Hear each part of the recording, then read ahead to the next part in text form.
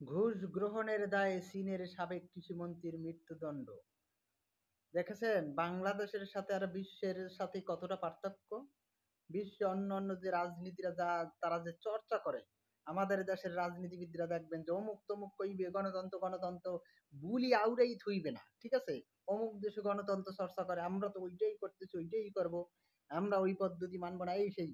মানে বাংলাদেশের রাজনীতিবিদরা বুঝছেন এইরকম। কিন্তু তারা করে কি?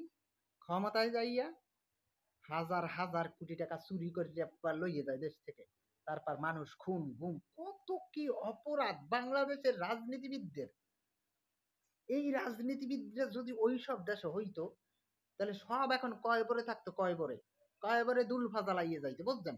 কারণ কারণ সব হইছে চোরের গোষ্ঠী। এই ভণ্ডদের কইয়ে বলছিলাম যে ডক্টর মোহাম্মদ ইউনূস, আপনি একটা আইন করেন, এমন আইন করেন জানি সবগুলা জেলখানায় থাকে, ঠিক আছে?